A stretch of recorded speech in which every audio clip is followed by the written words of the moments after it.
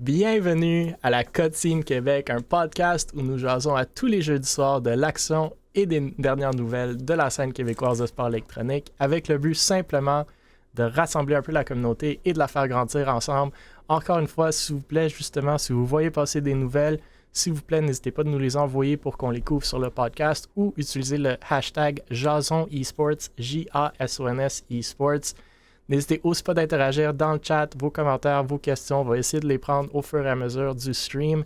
Et comme à l'habitude, on va reprendre une des questions qui est demandée et on va la demander sur les médias sociaux de Able Esports pour vous entendre vos points de vue, vos commentaires, comment vous réagissez à ces nouvelles-là. Encore une fois, avec le but simplement de faire jaser de notre communauté et de faire rayonner nos projets.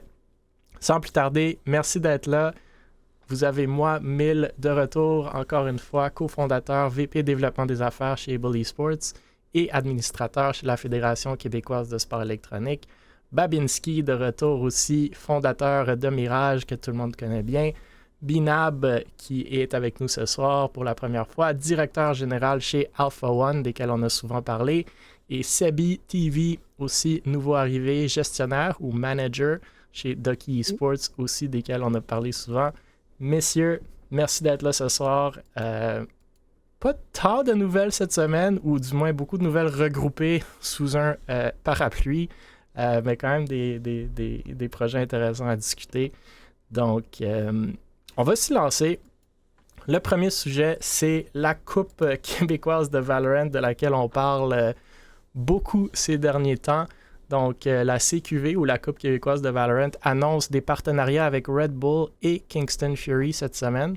On a parlé la semaine dernière du partenariat entre la Coupe québécoise de Valo et Paro Info, ainsi que A1 Simulation, leur volet de simulateur de course. Cette semaine, la CQV annonce deux nouveaux partenariats, soit avec Red Bull et Kingston Fury. Pour ceux qui sont toujours pas au courant, la Coupe québécoise de Valorant est la première ligue de Valorant au Québec qui a été fondée par 4 organisations e-sportives québécoises, donc Mirage, Able, Ducky et Alpha One. Et nous avons ici ce soir un représentant de chacune de ces organisations, justement. Bref, encore de l'engouement pour le projet. Je note qu'en contraste avec Paro Info et A1 Simulation, qui sont des partenaires pour la saison complète, ou la première saison complète, Red Bull et Kingston Fury se sont commis que pour le tournoi de qualification pour l'instant, que je vous rappelle aura lieu demain, vendredi, à 18h. Et en toute transparence, on voulait faire profiter ces marques du reach du tournoi, mais avec un court délai de discussion qu'on a eu avec eux, on ne voulait pas trop rentrer dans les détails de commandite pour la saison complète en ce moment. Justement, les résultats en termes de viewership, d'engagement du tournoi et des médias sociaux de la Coupe québécoise de Valorant d'ici la fin du week-end vont nous servir pour essayer de convaincre ces partenaires-là à s'investir à plus long terme. Alors, pour ceux qui écoutent et qui veulent voir le projet avoir du succès, je vous invite, numéro 1, écouter le stream du tournoi ce vendredi et numéro 2, interagir avec les publications de la CQV sur les médias sociaux, surtout sur Twitter, pour montrer l'engouement pour le projet. Et de toute façon, le tournoi va être vraiment le fun avec plus de 20 équipes ou 24 ou 25 équipes québécoises qui se sont inscrites en plein de prix pour gagner dans le chat pour les spectateurs. Donc, c'est ça la première nouvelle de la soirée, messieurs. Deux nouveaux partenariats pour cette nouvelle ligue. Je sais pas si vous avez des réactions, des commentaires, des questionnements, mais je vous laisse y aller. Si vous en avez. Je veux dire, c'est cool, là, j'ai pas grand chose de plus à rajouter, là, vraiment juste le fait que on voit bien que ça part, là, c'est quelque chose qui arrive bientôt, puis ça grossit de plus en plus là, au fur et à mesure que ça arrive, là, fait que c'est le fun à voir se développer, là. Est-ce qu'on va faire des paris entre c'est laquelle de nos 4... il va en avoir 6 équipes, mais c'est de nos 4 organisations qui va gagner la ligue. On va parler des rosters dans 2 secondes, mais des belles équipes à date, là. Ouais, moi je pense que juste avec les noms qu'on a réussi à amasser jusqu'à présent, ça fait un projet qui est assez sérieux puis qui gagne en crédibilité. Puis je pense que ça démontre vraiment le pouvoir de se rassembler au Québec plutôt que se diviser, ce qui a longtemps été le cas. Mm-hmm. Puis je pense aussi que même des organisations ne voulaient pas nécessairement joindre le projet initialement ou qui hésitaient, ben, Le de regret. plus en plus, de plus en plus, je pense que ça devient un choix logique. Puis, tu sais, dans le sport électronique, que ce soit dans la création de contenu, je pense vraiment que de joindre ses forces est vraiment plus bénéfique que de se diviser. Ouais. Aussi, quand on m'a invité à faire partie de ce projet-là, c'est moi qui a participé à la réunion. Je trouvais que c'était vraiment quelque chose de nouveau aussi, qu'on n'avait pas souvent vu au Québec, des organisations qui se mettent ensemble. Puis j'ai vraiment trouvé ça intéressant. Puis c'est aussi le fun d'avoir des belles compagnies comme Red Bull et tout ça qui viennent appuyer le projet. Donc j'ai vraiment hâte de voir ce que ça va donner sur la scène. Ouais, moi je suis super d'accord, puis je l'ai dit sur Twitter, mais je suis vraiment motivé par l'intérêt, l'engouement qu'on reçoit. Non seulement des joueurs, on parle, comme je viens de mentionner, de 24-25 équipes québécoises dans le qualifier à date, parce qu'il reste encore une journée, sans compter les 4 déjà dans la ligue, desquels on va parler dans 2 secondes. Mais l'intérêt aussi des fans, des spectateurs, des gens casters qui sortent des murs. On a un pool de vraiment bons casters, observateurs, production, graphistes, des grosses jobs de Echo, Fox dans l'administration. Et aussi des compagnies externes, comme tu viens de dire, Sebi. C'est des noms intéressants. Un gros shout-out aux gens du LAN ETS, de la RLQC, qui m'ont donné des contacts aussi, des gens qui aiment s'investir dans la scène. Donc, Fury et Red Bull sont venus de là. Et on parle à d'autres gens aussi. Dans les prochaines 1 ou 2 semaines, j'ai pas mal d'appels avec d'autres partenaires potentiels. Fait que j'ai super hâte. Je pense que le projet démontre aussi, tu sais, que tu viens de mentionner, Babin et Sebi, puis que moi je dis depuis longtemps, qu'en travaillant ensemble, on peut vraiment créer des opportunités pour tout le monde. Tu sais, la ligue qu'on parle ici, c'est centré sur le fait de créer des rivalités entre les équipes locales, mais ironiquement, c'est bâti sur le fait qu'on travaille tous ensemble. Fait que c'est bon pour tout le monde, mais en même temps, on veut que nos équipes se battent, on veut que nos équipes aient ces rivalités-là, mais on travaille tous vers le même but. Fait que oui, ça va diviser le fanbase, mais c'est justement ça le but, je pense. Puis j'arrête pas de le dire, mais j'ai toujours eu l'impression que chaque organisation avait ses points forts, que ce soit branding, graphisme, la culture de l'organisation, le fanbase, la compétitivité, le contenu, la messagerie, le business sense. Fait que là, on les rassemble sous un chapeau, sous un projet. Puis le projet n'est même pas, entre guillemets, lancé. Là. On n'a même pas fait le tournoi encore. Puis on voit déjà un potentiel pour créer quelque chose de vraiment bien puis qui pourra, je l'espère, perdurer dans le temps, ou du moins démontrer qu'on peut faire des choses non seulement rentables, mais populaires au Québec. Fait que, ouais, super hâte de mon bord aussi. Hein. Potentiellement aussi un modèle qui peut être reproduit par la suite sur d'autres jeux. C'est... Oui. Yes. Ça serait cool. Ça serait vraiment cool. Qui sait? Qui sait?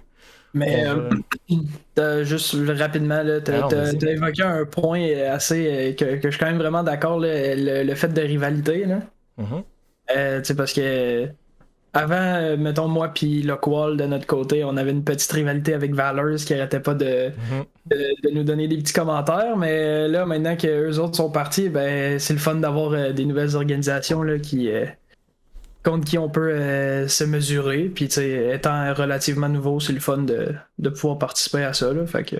Ouais, il y avait des organisations qui étaient entre guillemets meilleures dans cet aspect-là. On pense justement à Valors, Vexo, qui s'envoyaient beaucoup, même sur les médias sociaux, des petits coups de coude, mais tout en bonne rivalité. Là. Ça créait comme justement des belles synergies, énergies, comment vous voulez appeler ça, entre les organisations. Puis je pense que ça va un peu faire la même chose ici. Là. On espère rentrer des emotes, rentrer des watch parties, etc. Donc, et ça, c'est aussi un autre message à tout le monde qui écoute. Puis si vous êtes dans la communauté, si vous voulez vous investir, ou même si vous avez des idées, comme lancez-nous-les. C'est la première édition, on espère en faire beaucoup plus. Et il y a toujours place à l'amélioration. Donc, n'hésitez pas de partager vos idées avec nous. Là. Si je peux rajouter aussi quelque chose que j'ai trouvé vraiment intéressant, c'est j'ai souvent vu des projets qui avaient l'intention de faire de la publicité à une organisation en particulier. C'était plus pour eux autres qu'ils le faisaient. Puis dans ce projet-là, j'ai vraiment vu une gang de passionnés qui voulaient créer un projet pour la communauté et non pour son organisation. Et je trouve vraiment quelque chose qui est vraiment intéressant avec ce projet-là. Là. Ouais. Ben, c'est comme vous l'avez dit, je pense pas qu'on l'a vu souvent, voire peut-être jamais, que justement le monde se rassemble comme on dit en bon français, rising tide raises all boats. Je pense que ça va être bon pour tout le monde. Fait que, c'est cool de voir tout le monde sur le même.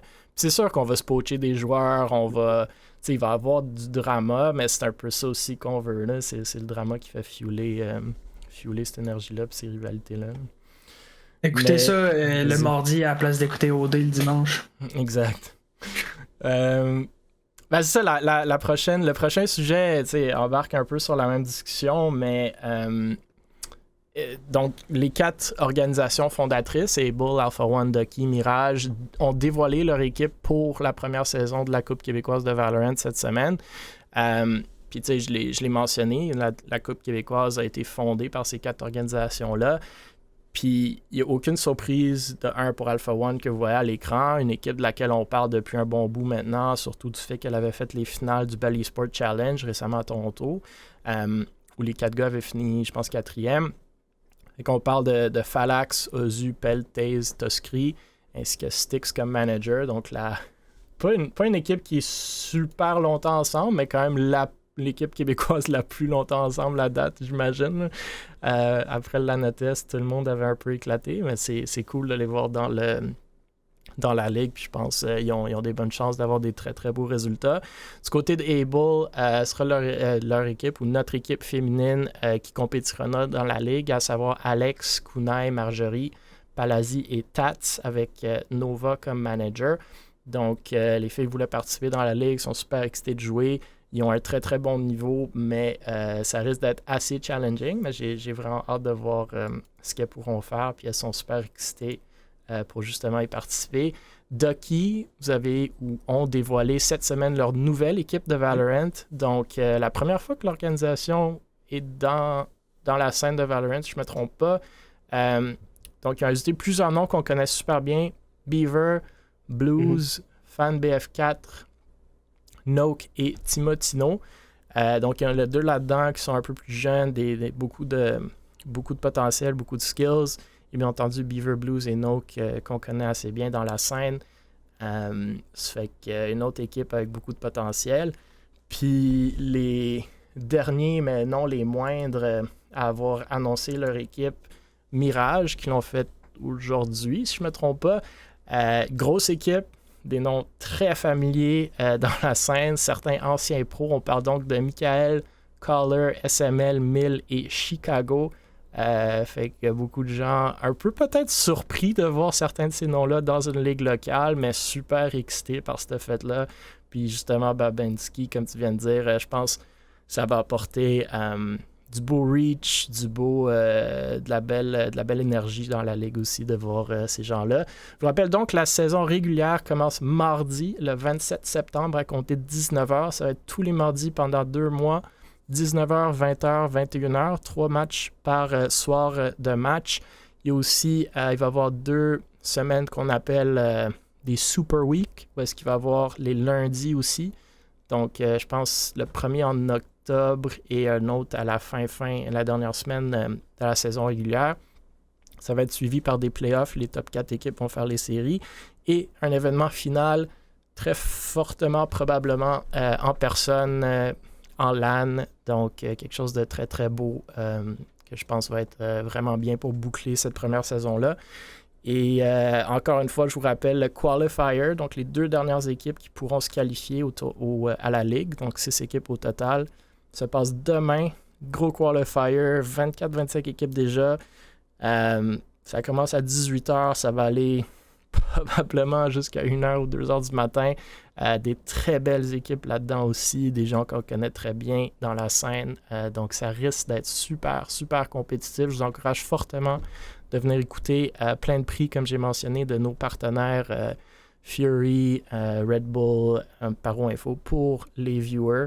Et même sans les prix, vraiment, ça va être le fun avec les casters, tout en français, tout local. Je suis vraiment, vraiment hype, fait que manquez pas ça. Je sais pas, messieurs, si vous avez des commentaires ou des impressions sur ces rosters-là ou juste sur le qualifier, sur la ligue, qui pensez-vous va se qualifier, etc.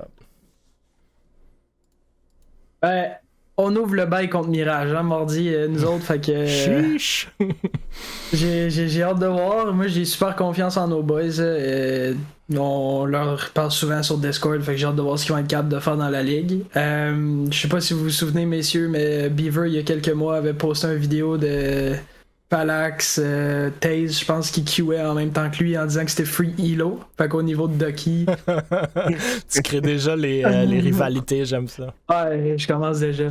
Mais sinon, Able, j'ai pas vraiment vu ce qu'il avait à apporter. Fait que c'est sûr que j'ai hâte de voir. Puis au niveau des qualificatifs, ben, ça va être quelque chose que je vais regarder absolument. Là. Ça va être un super bel événement. Là, fait que hâte de voir. Ouais, ben chez Able, moi je connaissais bien Alex qui était avec nous à l'époque sur CSGO. Puis ben, assez aim, fait que j'ai aucun doute qu'elle est très forte sur le jeu. Ouais. Elle était au LAN de Able Esports aussi dans une bonne équipe. Là. Il n'avait pas fait les playoffs, mais Alex, c'est la nouvelle venue dans l'équipe et un très très bon niveau absolument. Moi, je pense que t'es ça dans va le être chat, vraiment il dit que intéressant. ça va Parabellum qui va se qualifier, ou du moins il mentionne qu'ils sont dans le qualifier. En effet, Parabellum dans le qualifier, une très très bonne équipe. Moi je pense qu'ils vont se qualifier, ou je l'espère. Très très belle équipe. Vas-y Seb. Ouais, c'est vrai, je t'ai coupé un peu. Non, c'est Ouais, moi mais- qui t'ai coupé. Ben, je pense aussi qu'il y a vraiment des beaux versus qui sont là. Ça va être vraiment des belles games intéressantes à regarder. Puis j'ai hâte de voir qui va réussir à se qualifier là, pour cette coupe-là. Là. Moi, j'ai regardé les équipes dans le qualifier là, sur 25 équipes parce qu'il va falloir les classer un peu demain.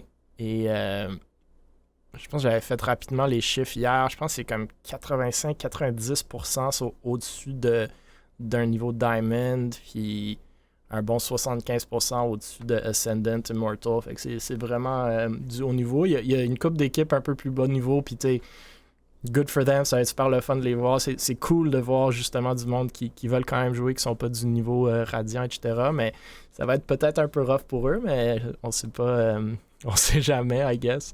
Il peut y avoir des surprises. L'histoire de Cendrillon, là. Exact. Moi, je joue toujours pour l'underdog, donc on verra.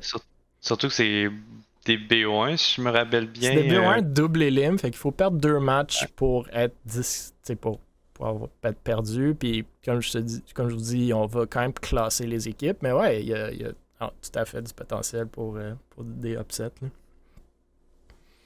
Ouais, ben moi je suis assez d'accord là, pour Parabellum qui risque de se qualifier, mais après je vais pas les jinx non plus, on sait jamais. Ouais. No pressure, guys. No pressure, j'aimerais bien ça les voir dans la ligue. Ouais, pour plusieurs raisons. Pour moi, c'est tous des gars qu'on connaît. Ils sont passés chez Able Esports, chez d'autres organisations québécoises. Ils jouent dans la scène depuis longtemps. Maintenant, ils sont chez Parabellum. Ils ont fini 3e au Bell Esports Challenge. Ils avaient perdu, je pense, contre Alpha One dans un des qualifiers. Puis ils vous ont battu dans les finales pour finir 3e ou 4e. Donc déjà là, déjà du head-to-head qui est très cool de voir. On va continuer l'histoire, on l'espère. Puis en plus, Parabellum, se sont fait acquérir récemment, on a couvert sur le podcast par une compagnie québécoise. Ils ont un beau following, ils ont une équipe dans la NAL avec Mirage, fait que ça va être comme un double head-to-head. Fait que vraiment, vraiment des belles histoires à raconter, je pense. Puis, fait que je l'espère pour eux, je l'espère pour nous, mais on verra. On verra. Tune in tomorrow pour la suite. Puis justement, en parlant d'équipe québécoise de Valorant, Villainous dévoile une équipe féminine québécoise de Valorant cette semaine. Donc, nos amis chez Villainous, ils ont recruté les noms que vous voyez à l'écran. Chica, Clara, Emery, Ikupi et Laia. Une belle équipe de Québécoises qui d'ailleurs vont participer dans le tournoi de qualification de la Coupe québécoise de Valorant demain, si je ne me trompe pas. On a parlé de Villainous par le passé. C'est un des fondateurs dans cette organisation-là est québécois. D'ailleurs, ils ont fait un partenariat avec Red Bull récemment et que tout le monde sait maintenant aussi partenaire de la CQV. Belle synergie ici. Moi, je vois, j'ai bien hâte de voir comment ça va performer lors des qualifications. C'est aussi cool de voir 2 solides équipes de filles québécoises maintenant sur la scène avec celle de Able en plus. Et il y a les Game Changers que je pense qui s'en viennent au mi-octobre. Fait que j'ose croire que ces équipes-là vont essayer de jouer là-dedans aussi. Mais cool de voir le trend chez Villainous. Puis on va le parler dans le prochain sujet aussi. Ou peut-être je vais les bundler juste pour faire un peu plus vite, mais Villainous ont aussi dévoilé cette semaine qu'ils ont recruté une équipe de Rocket League québécoise que vous voyez à l'écran. Donc, Luby, Snowf, Tokyo et Dylan en sub, Nova en manager et Coach Cole. Donc, ces gars-là aussi, on les connaît du Belly Sports Challenge. Ils ont fini 4e, je pense, en finale. Ce que tu m'as dit, Babinski, mais des Québécois de très haut niveau à Rocket League. Donc, comme je disais, un intérêt de la part de Villainous de s'investir dans des équipes ou dans la scène québécoise qu'il n'y avait pas auparavant. Il était beaucoup plus rest of Canada, puis même États-Unis. Donc, c'est cool de les voir aller chercher 2 équipes quand même de haut niveau dans leur domaine respectif. Je vous laisse réagir sur un des 2 sujets ou les 2 si vous avez des réactions. Bah, moi, de mon côté, l'équipe de filles, c'est vraiment super. Je pense qu'il y a des événements pour les filles qui menaient au niveau Valorant. Fait que j'imagine que c'est par là qu'ils vont vouloir capitaliser avec cette équipe-là. Fait que j'ai hâte de voir. Je sais pas comment ça se compare à votre équipe chez Able. C'est dans le même niveau. Là. Ikupi, justement, était dans notre roster il y a une couple de semaines. Puis c'est Alex qui l'a remplacé quand elle est partie. Puis Laia a sub pour Able, si je me trompe pas, dans le dernier King of the Spike quand il a joué justement contre l'équipe à Beaver. Donc, c'est du bon niveau. Là. C'est des filles qui sont Ascendant, Immortal, je pense, en moyenne. Là. Très fort. Puis pour Rocket League, effectivement, c'est du très bon niveau au niveau du Québec, en tout cas. Puis avec un joueur qui s'est rendu loin en CRL avec Tokyo, avec Valleyfield, si je me rappelle bien. Ouais. Puis des gens assez connus de la scène, sinon, dans cette équipe-là. Fait que j'ai hâte de voir surtout comment ils vont pas monétiser, mais profiter de ces équipes-là, puis quel genre de contenu qu'ils vont pouvoir créer autour. Ouais, c'est toujours ça qui est pas évident. Là. Ben... Bon. Ouais, vas-y. Ah, excusez, mais... Non, vas-y. Niveau Valorant, honnêtement, je connais pas grand-chose. Valorant, je suis vraiment plus Rocket League personnellement, là, fait que... mais c'est cool, c'est sûr. Avoir une autre équipe, ça va faire de la compétition avec Able, j'imagine. Aller voir c'est quoi la meilleure équipe féminine au Québec. C'est sûr que c'est quelque chose c'est de la bonne compétition, fait que c'est le fun. Puis niveau Rocket League, c'est très bon roster. Là, encore une fois, un peu comme Babinski a dit, là, c'est 3 bons joueurs qui sont capables de faire de quoi, mais c'est juste ensuite de ça, comme qu'est-ce qu'ils vont faire avec ça, là, c'est sûr. Là, j'ai pas grand-chose d'autre à rajouter, honnêtement. Là. Moi, j'aurais dû dire la même chose. Là. Je trouve ça vraiment intéressant de voir des filles qui s'impliquent dans la scène. Puis même chose pour Rocket League. 2 noms que je connais relativement bien. Puis je trouve que c'est le fun qui participent qui ont finalement une équipe Rocket League ensemble. C'est que j'ai hâte de voir ce que ça va faire. Ouais, j'espère que ça va durer. Là. Moi, par expérience, ou du moins ce que moi j'ai vu dans Rocket League, c'est pas mon jeu de prédilection, mais on a quand même cherché. Puis on a eu des équipes québécoises de Rocket League. Ça reste pas longtemps ensemble, ces rosters-là. Fait que ça, c'est un très, très beau roster. J'espère que ça va durer. Puis j'espère que ces gens-là vont essayer de s'améliorer et d'évoluer ensemble. Puis même chose pour le roster des équipes de l'équipe féminine. Même chose pour tous les rosters qui vont faire la ligue de Valorant. Puis c'est même une des raisons pourquoi on avait créé la ligue, c'est que l'instabilité des rosters qu'on voit est assez flagrante quand tu joues dans un circuit de tournoi. Tu perds un tournoi, ça n'a pas bien été, tu changes d'équipe. Tandis que nous, on le compare souvent à CSGO, où est-ce que tu as une ligue qui dure 2-3 mois. Au moins, ton équipe risque de rester pour la saison. Puis après, entre les saisons, il y a toujours des petits changements, mais quand même le core qui reste. Fait que, il y a plus une vision long terme, ce que j'aime avec l'idée de la Coupe québécoise. Donc, j'espère que ça va créer une certaine stabilité. Ces équipes-là vont commencer à évoluer ensemble puis voir ça plus comme un jeu d'équipe, comme ça l'est, que plutôt qu'un jeu de 5 mercenaires qui veulent juste toujours avoir l'équipe gagnante. Là. Fait que moi, c'est ça mon struggle avec Rocket League que j'ai vécu. Fait que j'espère pour ces 3 gars-là, ça va pas être le cas. Mais je suis d'accord avec Babin aussi. Pas nécessairement monétisation directe, mais c'est jamais très évident de comment capitaliser sur des belles équipes compétitives, mais en termes de contenu, de créer un fanbase, de créer un storyline, c'est ça qui va chercher beaucoup de jobs, souvent de l'argent pour créer ce genre de contenu-là. Et que j'espère d'en voir sortir de Villainous pour ces 2 rosters. Puis même des rosters de la Coupe québécoise où je pense que c'est là où on crée vraiment des vrais fanbases. Hein. On va passer au prochain sujet qui nous amène à du gaming en personne. Donc, l'ouverture de Tanuki Jeux et e-sport à Granby. C'est Léo Vinci qui m'a envoyé cette nouvelle-là parce que je suis comme plus jamais sur Facebook ces temps-ci. Fait que je ne l'ai pas vu passer, mais vous vous souviendrez peut-être que plus tôt cette année, on a parlé de la fermeture du eSport Central, un bar et lounge e-sportif au centre-ville de Montréal, qui avait un peu lancé la discussion de la viabilité de ce type d'établissement-là ou de business. Moi, personnellement, j'y crois, si c'est fait de la bonne façon. J'étais justement triste quand la fermeture du eSport Center a eu lieu. On venait d'avoir un bel événement là-bas avec Able, un tournoi de Valorant en LAN que j'ai mentionné il y a une couple de minutes. Bref, cette semaine, on apprend que le Tanuki Jeux e-sport ouvre ses portes justement à Granby. C'est essentiellement un salon de jeux en LAN, donc PC, ou sur console.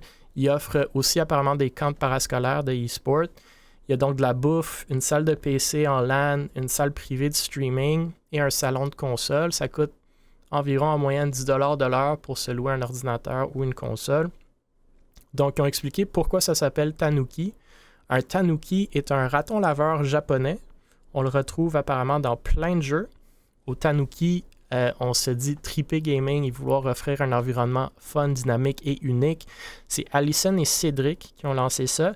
Et je tiens à noter qu'Alison est sur le comité de la Fédération québécoise de sport électronique avec moi. Donc, j'aurais peut-être dû être plus au courant de l'ouverture de ce projet que je l'étais, mais je l'ai quand même attrapé au rebond. Je pense que c'est un projet cool, mais pas un business évident. Fait que je ne sais pas si vous avez des réactions là-dessus. Je pense que la raison, c'est que peut-être vous ne rencontrez pas assez à la fédération. Hein. T'étais pas au courant. Non, sinon, je trouve que c'est un beau projet. Ben, c'est pas le premier qu'on voit au Québec. Vraiment très curieux au niveau de la démographie de Granby, de voir comment est-ce qu'ils vont pouvoir rentabiliser ce projet-là. On le sait, ce genre de projet-là est très difficile à rentabiliser.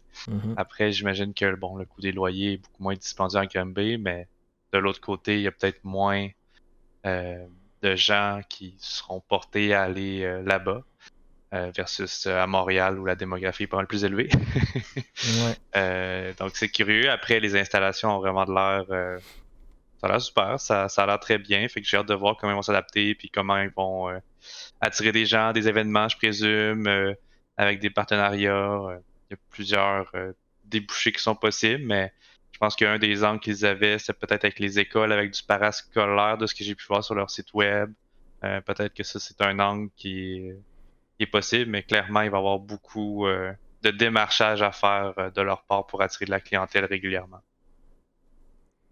Ouais. Non, ça va être une grosse job, là. Ça sera... tu sais, moi, nous autres, j'en ai vu un récemment là, à Saint-Roch qui a fermé ses portes directement à Québec. Fait que tu sais, ça, c'est comme un coup à ce genre de place-là, là, qui ferme tout le temps. Là, on parle de celui à Montréal aussi qui a fermé récemment. C'est 2 villes. Québec est un petit peu plus vieux que Montréal, on s'entend. Là, fait que le e-sport est peut-être un peu moins présent.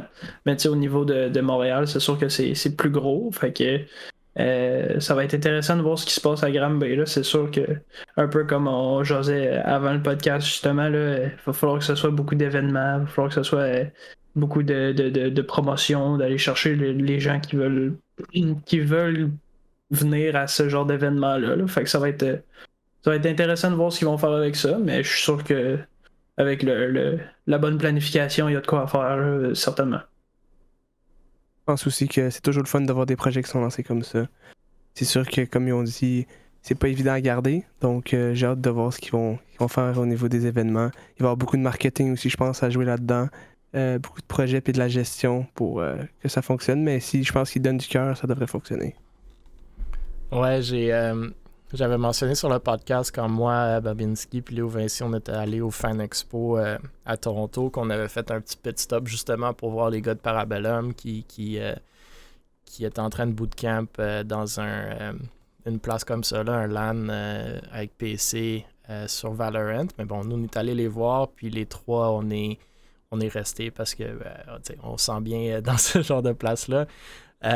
C'était super, super le fun, mais ironiquement, puis on est tous sortis de là comme « Ah, c'était trop cool, il faut refaire ça », mais ironiquement, on s'est un peu tous dit « Tu sais, s'il y avait ça à côté de chez vous, est-ce que tu irais faire justement ce qu'on vient de faire? » On est juste les trois allés là, on a gamé, on a fait du ranked ou du unranked, whatever, League of Legends, Valorant, Apex, on a fait plein de choses.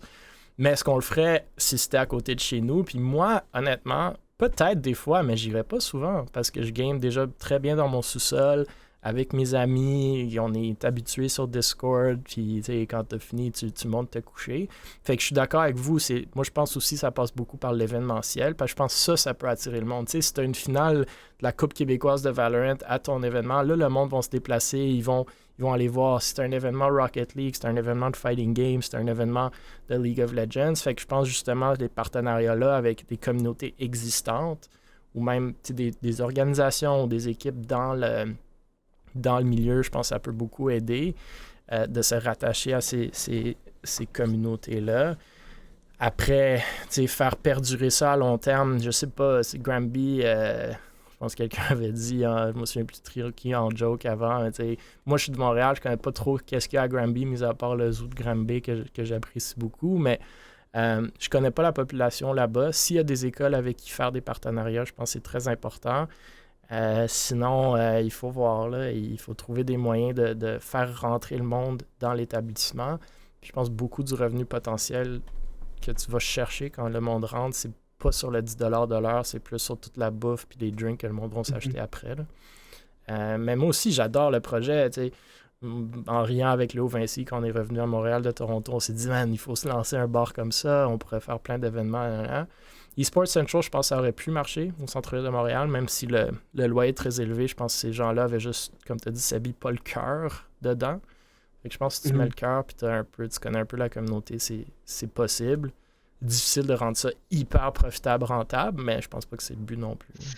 C'est vraiment difficile parce que je regarde par exemple la population de Granby, on parle d'à peu près 67 000 personnes à Granby, je fais mes recherches. Fait que, si je compare par exemple à une ville comme Lévis, c'est un peu moins de la moitié, puis je me rappelle qu'à Lévis, à l'époque, il y avait un LAN, je suis pas sûr que le LAN est encore en vie, LAN Center avec une partie jeux de société, ça semble être quelque chose qui a été assez souvent, une partie jeux de société, une partie de jeux PC, puis je pense pas que ça a duré plus que 4-5 ans, puis c'est quand même Lévis, une zone assez jeune, puis aussi le double de population, puis ça avait de la difficulté à perdurer, fait que j'ai vraiment hâte de voir comment est-ce que Granby peut faire vivre ça, mais c'est des gens qui ont du cœur et qui sont bons en développement d'affaires, c'est possible. Mais bon, ils en font pas une fortune non plus, je crois, là.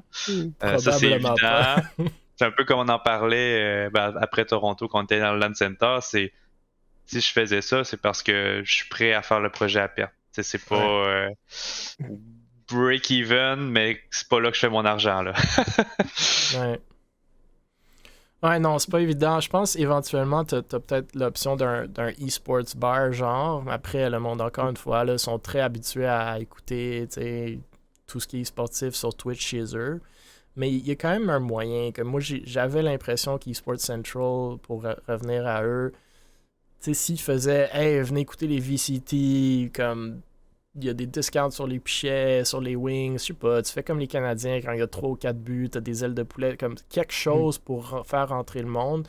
Je pense que ça peut fonctionner. Il y a vraiment un engouement pour le e-sport ces jours-ci. Puis le monde veut, tu sais, oui, les watch parties sur Discord, c'est cool, mais tu sais, un vendredi soir, surtout pour les jeunes qui, ça fait pas 10 ans qu'ils sortent, là, ça fait 1, 2, 3, 4 ans qu'ils sortent dans les bars puis ont encore cette énergie-là.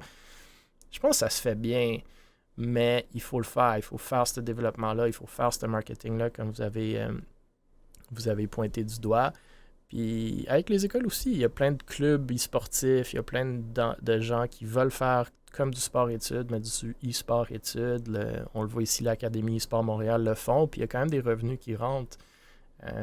Donc, il y a des choses à faire, mais absolument, c'est du grind. Ça va être la job. Là. Ah, puis c'est un marché aussi qui est nouveau, là. On s'entend, là, c'est pas, ça fait pas une trentaine d'années que c'est là, le e-sport. Fait que c'est sûr et certain qu'au fur et à mesure des années, ben, là, il y a des nouveaux jeux qui sortent, il y a des nouvelles compétitions, puis ça grossit. Fait que, est-ce que plus tard, dans, mettons, 4-5 ans, ça va devenir un business qui va être rentable? Bon, on le sait pas, on le voit pas dans le futur, mais de le partir, ben, faut que quelqu'un le parte, puis faut que quelqu'un le fasse pour savoir si ça marche, puis c'est sûr que c'est un bon projet, là, ça va être la prochaine étape des organisations e-sportives québécoises. On va faire Coupe québécoise Valorant, Coupe League of Legends Valorant, Coupe québécoise de League of Legends, Coupe québécoise de je sais pas trop quoi, puis après on va se lancer un LAN Center pour à chaque vendredi avoir, tu sais, les lundis League of Legends, mardi Valorant, mercredi, tu sais, ça va être insane. Insane. Devenir une job à temps plein quasiment. Là. Ben oui, il faut que ça devienne rentable à ce point-là. Là, ouais. on se promène à travers les LAN Centers du Québec pour les finales de ces tournois-là, un peu comme les Worlds à League of Legends, ils vont dans toutes les régions. Ben là, nous, on reste au Québec. Hein, fait que... J'aime ça. Parfait. Je commence le business plan.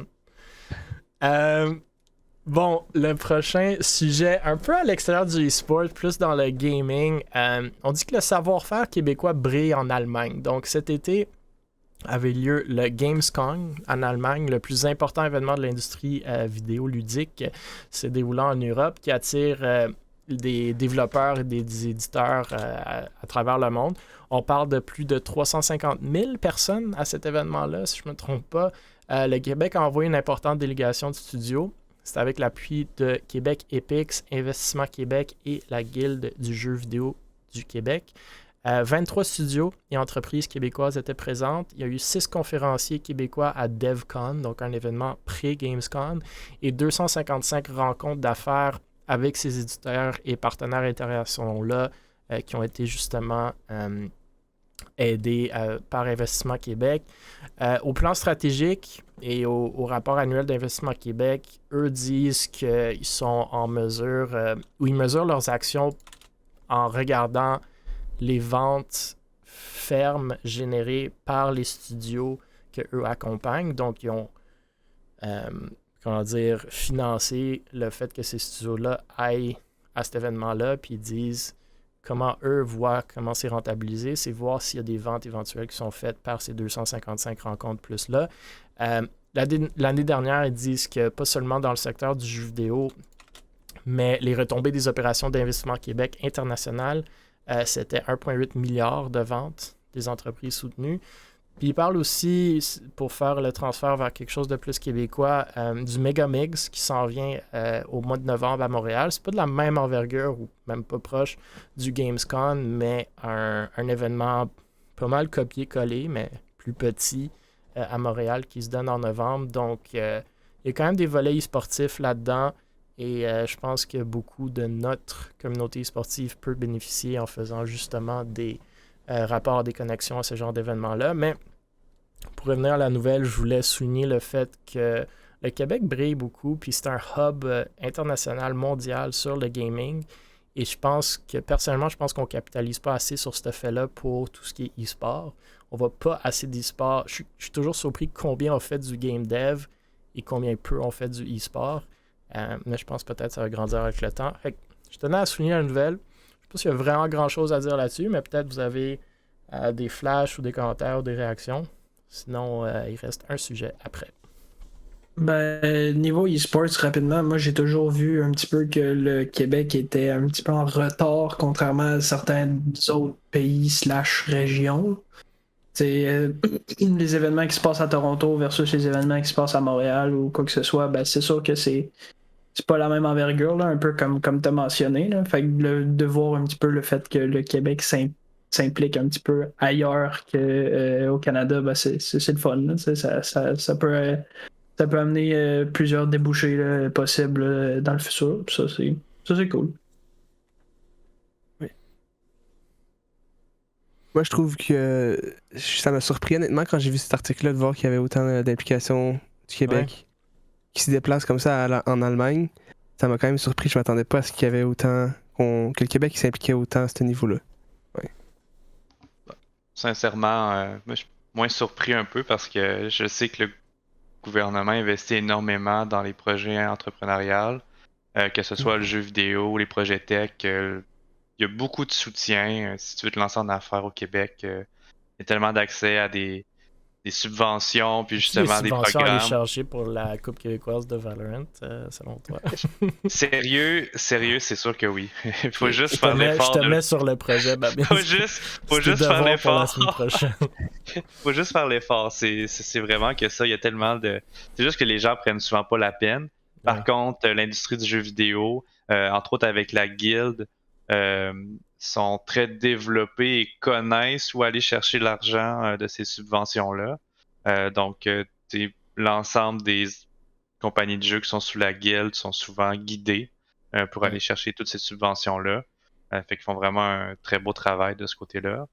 Puis, même moi, ayant passé par un programme d'accélérateur d'entreprise, j'avais des subventions pour faire du réseautage à l'extérieur. Fait que j'avais pu aller à la BlizzCon à Los Angeles pour faire des petits deals d'affaires avec Mirage à l'époque, en 2018, je pense. Puis ça avait été payé à 100%. Fait que moi, je suis pas si surpris que ça que il y a eu autant de studios et de délégations qui ont pu aller à la Gamescom. Dis-moi plus, partage. Ouais, c'est ça. Nous aussi, on veut voyager à BlizzCon. C'était pour le business, pas pour le personnel. Ben là, t'as Alpha One, Ducky, Evil, on va faire une petite délégation québécoise e-sportive au BlizzCon. Moi, je suis partant. Hein. On peut même se partager une chambre d'hôtel, moi, ça me dérange pas. Voyage à Los Angeles. Comme notre gros Airbnb au Fan Expo Babinski. Ouais. Pour le prix qu'on a payé à Toronto, je pense qu'on aurait le quart de ce qu'on avait à Los Angeles, c'est pas moins. Là.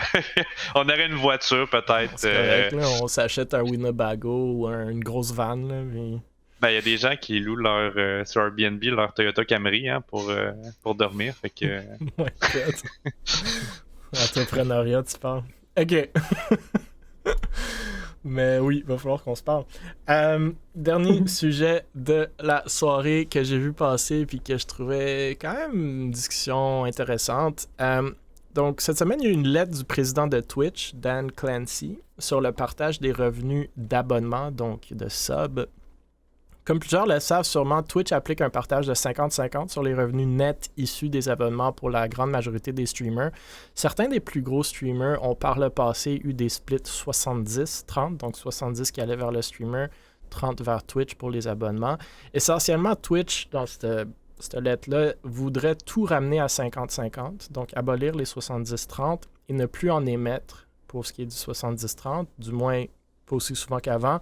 Donc les streamers qui ont actuellement un split de 70-30 sur le revenu vont se le voir limité au premier 100 000 $ par année de revenus et rabaissé à 50-50 pour l'excédent.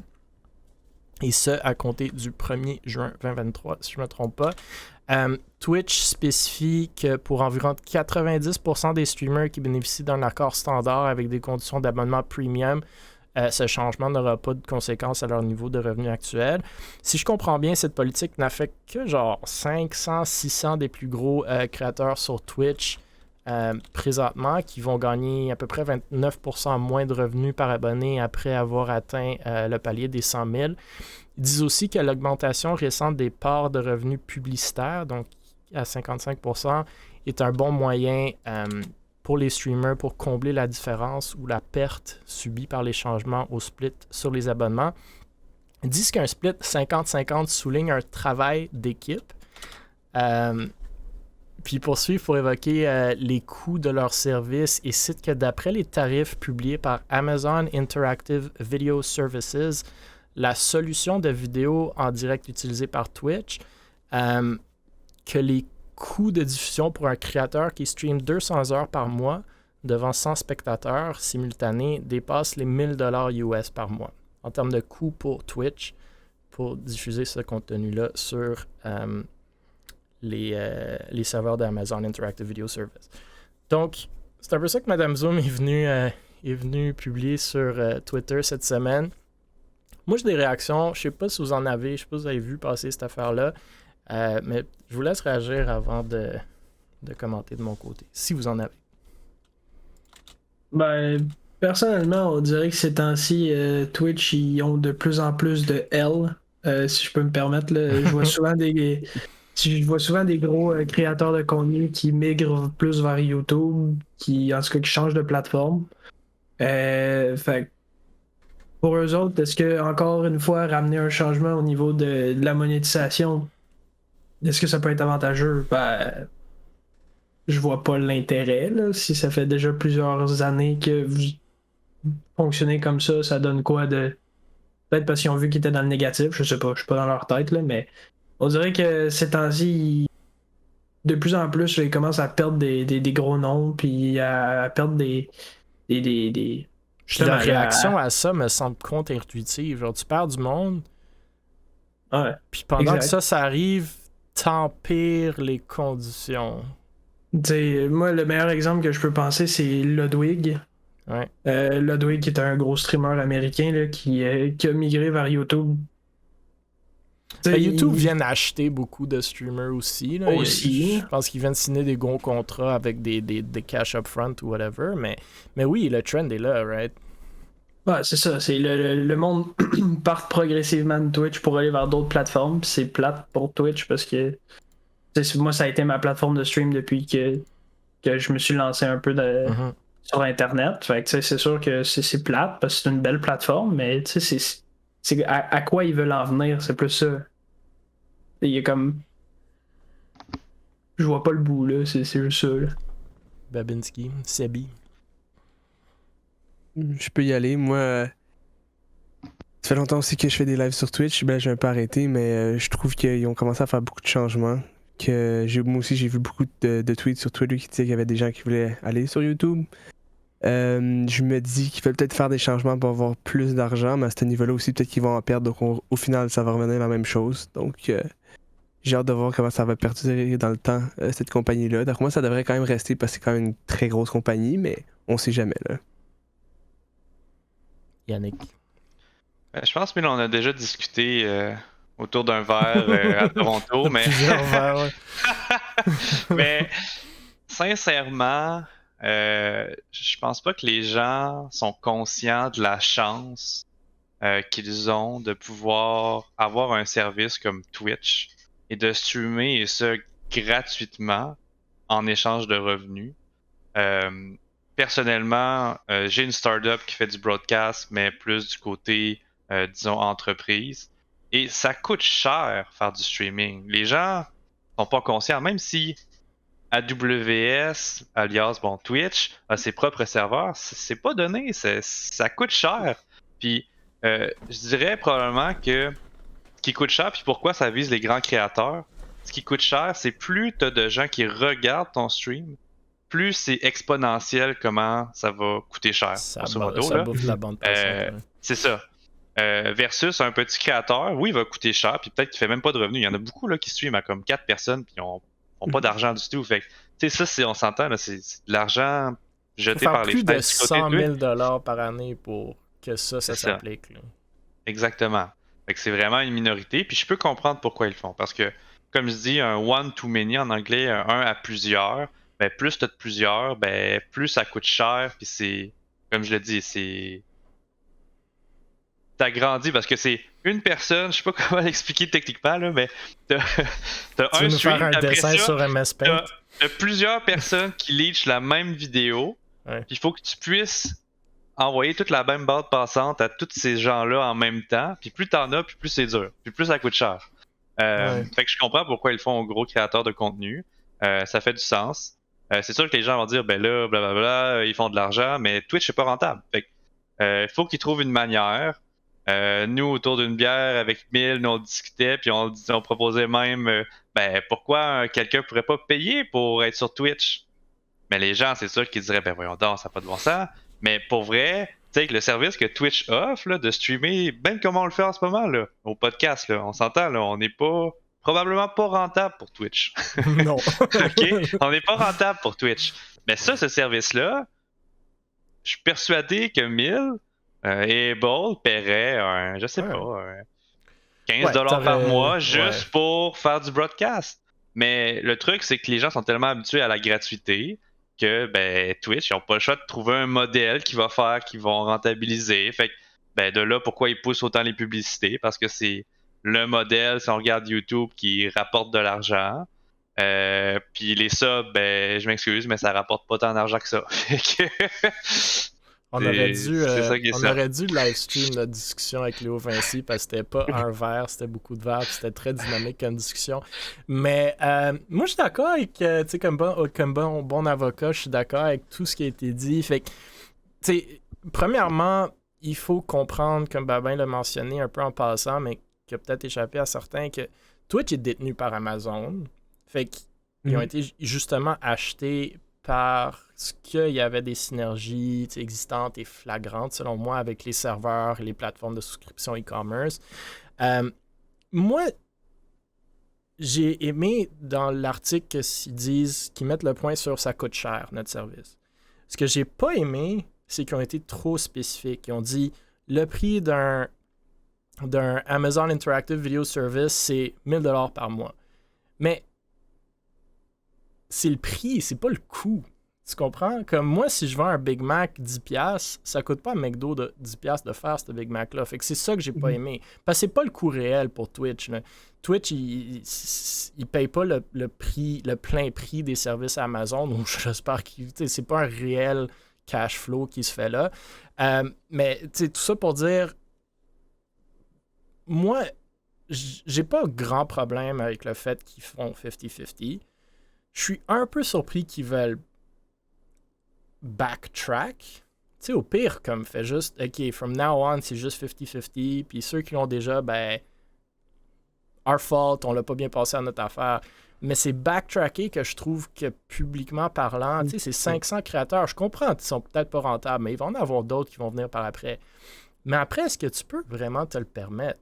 Parce que, comme Binab l'a dit, jusqu'à aujourd'hui, c'était pas mal un Monopoly. Là. Comme, t'avais pas d'autre choix que Twitch. Puis même aujourd'hui, tu sais, YouTube, oui, il y a des créateurs qui vont là.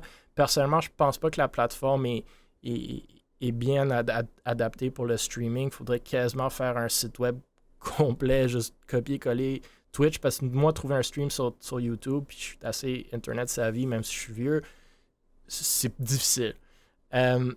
Fait qu'ils sont encore ahead of the game, puis ils ont encore l'engouement, ils ont le fanbase, ils ont le streamer base pour se le permettre pour l'instant, mais je suis pas sûr qu'à long terme, ils vont le faire. Puis tu l'as mentionné, les abonnements, c'est pas le gros revenu pour Twitch. Fait que je suis surpris que c'est là qu'ils vont aller gruger, tandis qu'ils pourraient soit double down sur les publicités, justement, trouver des meilleures façons de les rentabiliser ou aller chercher des nouveaux revenue streams. Là. On le voit avec plein de nouveaux jeux qui s'en viennent puis qui l'ont fait par le passé. Là. Je me souviens plus du nom, mais Mouton quelque chose, là, qui a de l'interactivité avec la plateforme Twitch. Ça, c'est des choses qu'il y a du potentiel à monétiser à un certain niveau. Fait que je suis surpris qu'ils vont gruger sur quelque chose qu'ils ont déjà fait, parce que that pisses people off, puis je pense pas qu'ils vont chercher autant d'argent que ça, là, que ça vaut la peine, selon moi. Puis je suis surpris qu'ils se focusent sur les abonnements. So, that's my take, là. Moi, tu vois, là, je viens de trouver la solution. Je viens d'aller sur Twitch, OK? Puis, t'es sûr que tu veux la partager publiquement puis pas aller appeler Twitch en privé, non? Ah, c'est facile. En ce moment, là, je regarde le stream du podcast, puis on s'entend, là, on n'est pas un gros money maker. Vous n'êtes pas un gros money maker. On est un zéro money maker. OK? Puis, moi, je le sais. Nous, on utilise les services AWS, OK? Fait que, je connais la différence de prix. En ce moment, tu peux aller jusqu'à 1080p sur ce stream-ci. OK? Si tu faisais juste descendre à 720p, c'est-à-dire que en bas d'un certain seuil, tu peux juste streamer en 720p, tu viens de faire moins fois divisé par 10 ton coût, là, littéralement. J'aime ça. Puis on le sait. Par exemple, les caméras, OK? On peut partager nos caméras comme sur un meeting Teams ou Discord. Nous, on met ça en 480p. Si on le met ça à 720p, les caméras, c'est comme x10 le coût. Puis c'est pour ça que, par exemple, si tu as déjà travaillé avec Teams, Ben Teams, la qualité des caméras est boboche parce que Microsoft est comme non, on paiera pas pour J'aime ça. Il faut devenir caméra. affilié pour être, je sais pas, 720 Avoir. ou 1080. Il faut devenir partenaire pour, tu sais, à chaque palier. Exact. Interesting. Puis I like it. tu viens de diminuer tes coûts de beaucoup. Là. Ça fait toute qu'une différence streamer en 720p versus 1080p puis encore plus 480. Puis tu peux le voir quand tu écoutes des vidéos, par exemple, sur ta bande passante de téléphone. Ben, quand tu consommes du 480p, ça coûte. Ben, tu vas consommer pas mal moins de data que si c'est sur du 1080p. Moi, ce qui m'intéresse, c'est quoi la marge sur ces services-là? Moi, j'ai l'impression qu'elle est astronomique. Là. Ben. Fait que c'est pour ça que j'ai Les mis... serveurs AWS? Ouais. Ben, c'est leur moneymaker, c'est leur vache à lait. Mais c'est ça que je veux dire. Twitch, ils payent pas ça, là. C'est ça que je veux dire. C'est que le prix, oui, mais le coût, non. Ben, c'est peut-être le coût de runner ça, c'est quoi? C'est l'électricité. Il y a un internal charge back, fine, mais c'est pas de l'argent réel. Ouais. Mais tu moi, comprends? j'ai regardé un peu les coûts, puis c'est peut-être pas les coûts, mais c'est vraiment pas cher pour ce que c'est. Si je le compare à ma business à moi, là, ouais. comme le prix est très préférentiel. Ouais, là, non, comme je comprends. I wish. Non, ça je comprends. Ça je comprends, mais tu sais, c'est le même principe avec les téléphones cellulaires que tu as mentionné. Le data, man, c'est là que les compagnies de sel, ils font tout leur cash, right? Parce que oui, ça leur coûte quelque chose, mais c'est une fraction de ce qu'ils chargent. Fait que c'est ça mon point. Twitch est pas rentable sur papier, maybe. Je ne vraiment pas regardé. Mais j'ose croire que si c'est leur coût là qu'ils mettent sur leur état financier, c'est pas une réelle perte. Ça reste dans la famille Amazon, right? Fait que t'as un loss leader quasiment. C'est pas quelque chose que Twitch paye réellement, là. C'est un internal charge. C'est ça mon point. T'sais. Ça coûte quoi? C'est l'électricité que ça coûte. C'est un opportunity cost. Au lieu de le vendre à Twitch au coût, ils pourraient le vendre à Babinski au prix. T'sais. C'est ça mon point. Puis ils en ont des Christy de serveurs là, chez Amazon. My God, là, c'est des fermes. Le truc, par contre, c'est que ils ont pas juste Twitch qui bleed. Hein. Il y a aussi Amazon qui bleed de l'autre côté. Ils font un peu exprès des fois. Là. Ouais. Ben, tout Amazon Prime, etc., ça bleed. Là, comme... Ouais. Ils font des fois. Ouais, ils font un peu exprès. Faut que ça se paye, là, cette série-là, sur Le Seigneur des Anneaux. Là. True. True. Ok, écoutez, c'est tous les sujets qu'on avait aujourd'hui. J'avais été demandé une question avant le stream que vous pouvez vous lancer vu qu'on a quand même quelques minutes. Smiley me demande pourquoi est-ce que les organisations e-sportives, puis là vous pouvez me dire si vous pensez que c'est vrai, puis deux si oui, pourquoi. Pourquoi les organisations e-sportives sont plus réticentes à recruter des rosters féminins. Pour vous donner un peu de contexte, Smiley est une Québécoise qui est dans une équipe de CSGO qui sont dans le ESL Challenger League, donc l'équivalent du Game Changer à Valorant, qui sont dans les top 6, si je ne me trompe pas, en Amérique du Nord. C'est une ligue où est-ce que ça joue contre les Evil Genius de ce monde, les CLG de ce monde. Puis ils ont de la misère à trouver une organisation, donc j'imagine que ça vient d'une expérience vécue, mais vous pouvez me dire si vous pensez que c'est vrai que les organisations sont réticentes et si oui, pourquoi vous pensez que c'est le fait? Je pense pas qu'elles sont réticentes, c'est juste qu'il faut que tu choisisses tes combats là, en tant qu'organisation. Puis, tu sais, je vais prendre l'exemple sur CLG Red à CSGO. Et ils streament leurs matchs à chaque semaine sur la scène de CLG. CLG qui est pas une petite organisation. Tu regardes le viewership, c'est quoi? C'est 20 personnes qui regardent ça, autant de personnes qui regardent le podcast en ce moment. Là, ouais. Gros max, genre 50. Là. Ouais. C'est pas énorme. Le truc, c'est que il faut que tu aies ton auditoire qui veulent regarder du CS féminin ou du Valo, peu importe. Peu importe l'équipe féminine. Puis ça prend aussi des ressources. Ça prend des ressources pour créer des storylines autour de ça. Puis ça va coûter, effectivement, ça va coûter le même prix que peu importe l'équipe avec qui tu vas. Oui, ça peut amener des partenariats autres, vu que c'est une équipe féminine parfois. Là, tu peux aussi faire des partenariats avec des fondations, peut-être qui sont plus ciblées aussi féminins. Fait que ça crée d'autres opportunités. Mais après, ben, faut que tu mettes les ressources. Puis des fois, ben, l'organisation a dit, ben, tu sais quoi, j'ai le choix entre une équipe Valorant féminine ou une équipe tiers 2 ou peut-être j'aurais une fanbase qui est plus élevée pour des coûts similaires. Moi, je me rappelle à Valorant, là, une équipe féminine, là, pour participer aux grosses compétitions, là. C'était pas gratuit. Ben, c'était pas donné, là. On parle quand Ouais. même, si je donne des chiffres, là, une équipe qui était, je sais pas, top 12, top 14 nord-américaine, Féminin. c'était féminine, c'était du 2000 US en montant, là, par joueuse. Ça, c'est sans compter les coachs, le gear que tu vas leur envoyer, etc. Fait que, tu fais le calcul rapidement, ben, c'est un 150 000 US par année, là, pour cette équipe-là. C'est pas donné, là. Ouais. Ça pourrait être investi ailleurs. Fait que, par exemple, à 150 000 US, ben, je pourrais avoir une équipe Rocket League top 16 nord-américaine, puis ben, dans la section mix, si tu veux. Là. Fait que, tu choisis tes combats, puis le féminin veut pas, c'est pas si... Maintenant, peut-être qu'avant c'était plus abordable, mais c'est pas si abordable que ça, tant que moi. Nab, c'est Moi, de mon côté, je pense pas nécessairement que c'est une question de discrimination. Là. Je sais que c'est un peu ce qui se passe présentement dans la société, c'est vraiment plus. Là, puis j'arrive dans un terrain un peu gris et glissant, là. Mais tu sais, ce qui se passe présentement, c'est on parle beaucoup de discrimination, puis on parle beaucoup de sexisme, puis ce genre de choses-là. Puis je pense pas nécessairement que c'est ça. C'est facile de blâmer puis de dire ah, ben, c'est parce qu'on est une équipe de filles, mais ben, encore une fois, j'ai pas le même point de vue qu'eux autres, fait que je peux pas le dire, là, mais je pense pas nécessairement que c'est ça. Un peu comme ce que Babinski a dit, ça doit être plus du côté coût. Ce genre de choses-là, c'est peut-être que ben, les organisations sont juste moins intéressées à aller chercher ça, puis c'est correct aussi, là, je pense que pas mal toutes les organisations ici, là, c'est déjà fait shut down une équipe ou il y a une équipe qui l'a approché puis ils ont dû les shut down. C'est pas nécessairement une question de c'est parce que vous êtes un roster de filles, mais puis peut-être aussi, je sais pas, mais moi je pense plus c'est niveau un peu comme Babidski a dit là, choisissez vos combats là. Ouais, même chose pour moi.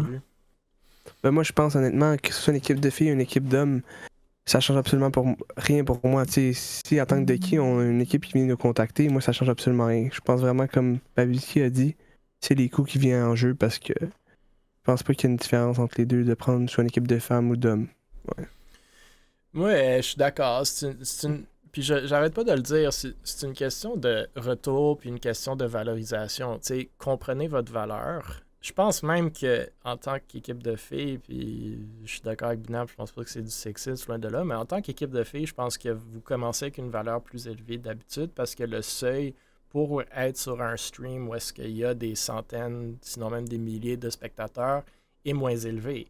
Vous n'avez pas besoin d'être, si on compare sans genre, vous n'avez pas besoin d'être aussi bon en skill ou en rank ou en whatever qu'une équipe mixte ou d'hommes pour vous rendre à une visibilité plus intéressante. Après, ce que moi je réponds à ces genres d'équipes-là, c'est pas juste votre compétitivité. Puis on en a parlé souvent dans le stream.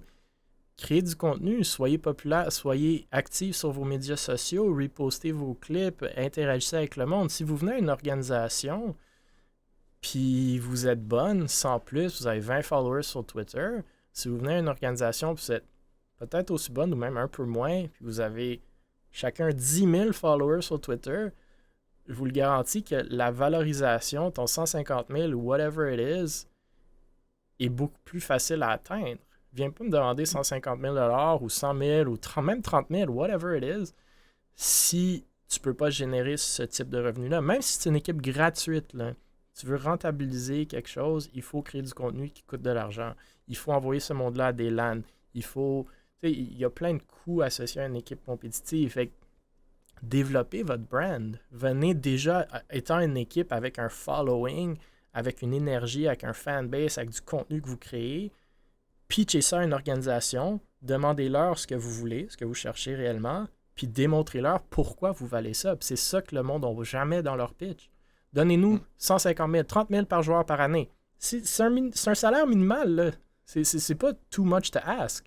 Mais démontre-moi pourquoi toi tu crées ça en valeur. C'est pas un exercice facile, très difficile, mais il faut le faire. Après, si tu fais pas cet exercice-là, tu peux pas me demander pourquoi personne veut me recruter. Pour eux, ils le voient pas, ce calcul-là. Fait qu'il faut que toi, tu fasses la job pour leur démontrer que le calcul est viable. Puis s'il l'est pas, find a way to make it work. Là. Exact. Puis je pense qu'un des bons exemples qu'on a eu au Québec, à l'époque, Sailor Scouts, maintenant Mirage Scouts, ils ont commencé principalement sur Overwatch. C'était pas la meilleure équipe. Loin de là, ils ont participé à des ligues québécoises, etc. Mais la grande force que les Scouts avaient, ils étaient out there, puis pas à peu Ils ont près. créé une communauté. Ils ont créé une communauté, c'était super actif, puis c'était celui-là encore, peut-être moins, un peu moins qu'avant, mais tu avais des articles dans les différentes nouvelles québécoises, tu avais des reportages qui se faisaient sur les Scouts. C'était pas les meilleurs, là, mais ils travaillaient fort en tabarouette. Moi, je me rappelle, l'équipe d'Overwatch, justement, t'avais Annie, qu'elle assumait littéralement comme, je pense, 3 fois semaine sur la chaîne des Scouts avec toutes les autres. Je pense qu'il y avait comme 5 fois semaine des streams sur la chaîne des Sailor Scouts. C'était pas des filles ultra populaires, mais ils travaillaient en maudit. C'est un peu ça. C'est comme, si t'as pas le following, va falloir que tu sois prêt à travailler. Puis ça me rappelle, je sais plus, c'est peut-être il y a 2 semaines avec 100 Thieves, puis un peu le drame là, qu'il y a eu autour des gars de la Content House là, qui était à... de Mob, c'était un peu ça. C'était des gens que c'était pas les plus populaires. Puis là, eux, ils pensaient, OK, rendus à Los Angeles, ils vont travailler comme des défoncés. C'est pas arrivé. Puis, mais le truc, c'est comme on te paye pas une fortune, mais comme on te donne des ressources. C'est quand même 60 000 US par année. 60 000 US par personne. Ils gardaient tout l'argent des subs. Il y avait accès aux ressources d'100 Thieves, les studios, etc. Ils l'ont utilisé. La marque, c'est énorme. Là. Comme ça a eu un impact. Puis le truc, c'est qu'ils ont zéro utilisé ces ressources-là. Puis c'était comme... C'était là, ils allaient au compound, puis comme ils demandaient, ils allaient leur donner là, 100%, mais ils le faisaient pas. Fait que tu sais, je trouve que ça vient un peu dans la même lignée. C'est comme, si t'as pas le following, sois prêt à travailler, puis comme on va travailler avec toi, on va te donner les ressources, mais si tu viens pas vers nous pour demander les ressources, on va pas courir tout le temps après toi. Puis je trouve que c'est souvent ça qui arrive. C'est souvent ça que le monde oublie, c'est si tu veux percer, surtout dans un domaine où est-ce que littéralement centaines de mille, sinon des millions de personnes veulent percer, il faut grind plus que les autres. Puis je dis pas juste grind en termes d'être dans le serveur puis essayer de gagner. Oui, on a tous des jobs à temps plein. Oui, on a toutes des familles, des amis, des whatever it is que tu as dans la vie. Mais il faut mettre la job. Si vraiment tu veux être recruté par une organisation puis faire ça de ta vie, man, you gotta put everything into it. Mettre everything. Là. Pas, non seulement être la meilleure équipe, ou essayer d'être la meilleure équipe, mais tout ce qui vient avec. Là. Tes médias sociaux, ton contenu, aller chercher des amis pour caster tes games pour que le monde puisse les écouter. Comme ça vient tout ensemble. Là. Puis oui, il faut grinder. Même le jour, comme Babin vient de le dire, où est-ce que you made it, tu t'es fait signer puis tu as un salaire, ça n'arrête pas là. C'est rough après aussi. Là. Moi, c'est un petit lien, là, c'est pas énorme, là, mais les Sentinels, l'équipe à Valorant avec Tens et tout, là, une bonne équipe américaine, ils ont sorti une vidéo parce qu'ils se sont fait franchiser par le Riot. Ouais. Puis dans cette vidéo-là, il y a un joueur Zelesis qui dit quelque chose qui a une conversation avec Shroud, puis il dit, tu sais, j'ai gagné énormément de followers parce que j'ai rejoint Sentinels. Là, Shroud, il répond genre, ouais, mais c'est pas parce que t'as rejoint Sentinels. C'est parce que toi, t'es ta personne, puis tu fais ton contenu, puis ça donne que Sentinels t'a dit, tiens, on t'offre une plateforme pour que tu puisses grossir, mais c'est du monde qui t'apprécie toi, là, ils apprécient pas la team, ils viennent te voir toi. Ça, je trouve que ça a un lien quand même avec la discussion, parce que j'ai l'impression que c'est soit t'es énormément doué, soit tu fais du bon contenu. Souvent, c'est ça. Idéalement, tu fais les deux. Idéalement, tu fais les deux, exactement. Mais tu sais, mettons, si tu veux avoir comme du following ou un branding, souvent, mettons, sur Twitch, les gros streamers sont soit extraordinairement forts, Ouais. ou soit ils ont une personnalité super le fun à écouter, puis ils peuvent entretenir du monde, tu sais. Yep. Fait que, un peu comme ce que tu disais, Mill, c'est know your worth, puis travaille sur ce que toi t'as à offrir, puis après ça, tu demanderas ce que tu voudras, dépendamment de ce que tu peux apporter. Là, Yep. Ça revient pas mal à ça, là. Yep, I think on est tous d'accord. Bon, Smiley, si t'écoutes, it's not easy.